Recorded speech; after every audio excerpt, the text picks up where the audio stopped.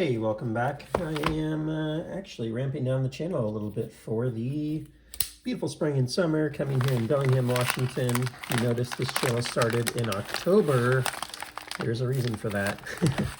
Not the best place to be in the world in terms of going outside. There are some good winter elements. We do have some skiing and snowboarding up at Mount Baker, but do look for some hobbies every winter, and this one ended up being the one for this winter. So let me get into this. We do have a knife here today, I think. It could definitely not be a knife also. Cool. Forgot I got this. I had gotten rid of a lot of the exos in my collection in favor of trying to find some that had more of the models I really wanted.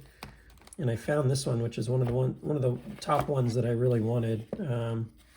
See how the condition is on it. It was described as having been fidgeted with quite a bit, but it is one of the two or three that I really liked from the first generation. This first generation is starting to become a little harder to get, I'm noticing, especially with these types of blades where they're I don't know if you call it bayonet or double edge. I think the technical term for these guys are double edge. But this one is described as not carried or cut with, but just fidgeted with quite a bit. What I've found is that you typically get a little bit of wear right in this area where this guy comes up and down. Those are some of the main wear points that you'll see wear on these if people have been deploying them up and down quite a bit. See this one, serial number 145. This is the Purple Haze Carbon, which was a Smoky Mountain Knife Works exclusive. Nice lockup on this one. But yeah, really like the look of this particular one. The SBD Evo just came out with a similar fat carbon inlay, the Mini, and that seemed to be the popular one in this latest batch for sure. The Harpoon with the Purple Haze Fat Carbon or whatever it's called. So yeah, I really like the grind on this particular finish. There are some other finishes where they had like kind of a dark wash 3V series that came out, but I do prefer these LMAX with the satin, belt grind finish on them. Just think it kind of fits this knife a little better. The other ones are cool. I do like them, but I do prefer this slightly. So yeah, feels good. It's nice to have one that's actually got a little use on it because I'm such a collector nerd. I'll oftentimes not use them because I'm afraid to get some of those marks on there and stuff. So it's kind of like buying a used car.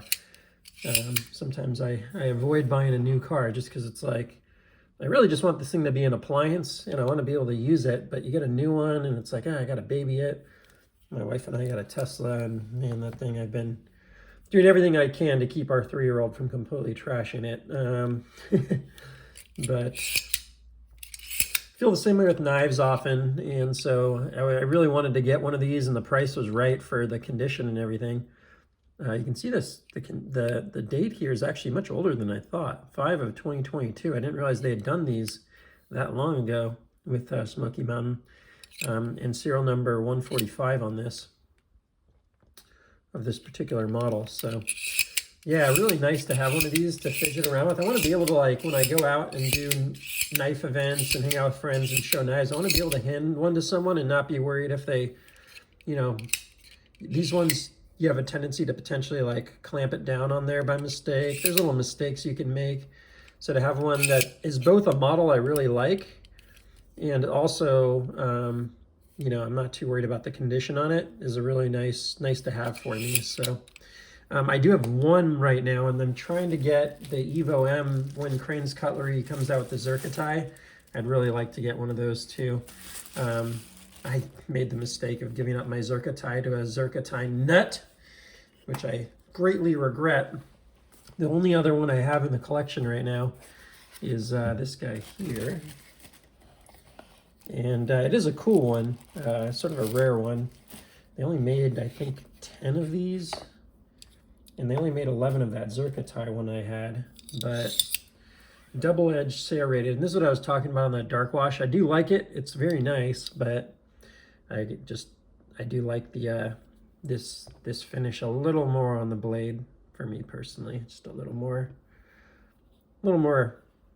preferable for me. But yeah, this is a speed hole with, and they did this in two models. They did it in a plain titanium and this flamed titanium. You can see that one's serial number 10. I think of 10. They may have made 11, but I think it was only 10 made in this particular model, and it is quite a cool finish on there. So I was really glad to get this one from Cranes when they did them. Pretty wild serrated blade, dark wash finish.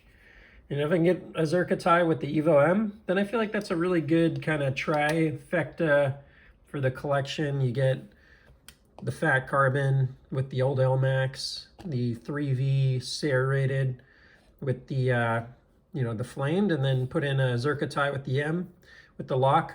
That could be a really nice trio. I'd really like to get a Zerkatei back in the collection of this original model. That was a mistake, but it was like, I was talking to this guy, and it's like his favorite knife in his collection now. He's totally nuts, don't get me wrong. If he's listening, sorry, you're nuts. But he hounded me for weeks to sell it to him. It was like very obvious that this was going to be his favorite knife in his collection. And for me, it was like not even my top 20 list probably. Maybe 6 months ago it would have been in my top 20 list, but in my current. So it's like, I'll do him a favor and, let him buy the knife.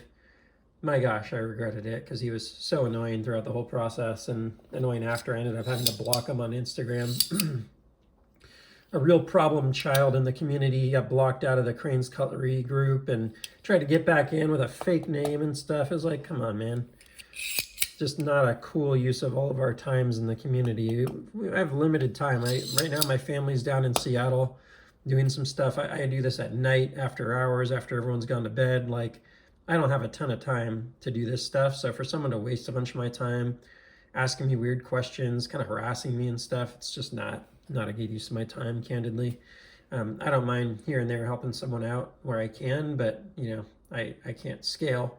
So I make the videos, watch the videos, and hopefully those can be informative. And if you've watched the video, then maybe, and you don't get the answer, then maybe I can give you an additional answer or whatever. But I'm not a an encyclopedia for knives. I've just got so much time in the day. So anyways, really excited to have this one again in the collection. It's just what I wanted.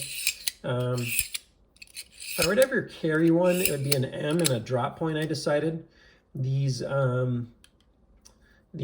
first versions had this flat here. I think on the new one it might not be flat though, which is kind of problematic. Can't remember. I sold my M, so I'll see on the new M when I get it in the Zerkatei. But yeah. If I were to carry one, I would definitely want a drop point, but this is not a carry knife to me. This is more of a curio, fun to have in the collection kind of knife. So that's all it is. That's it for now. Please like, subscribe, and I will see you on the next one. Take care.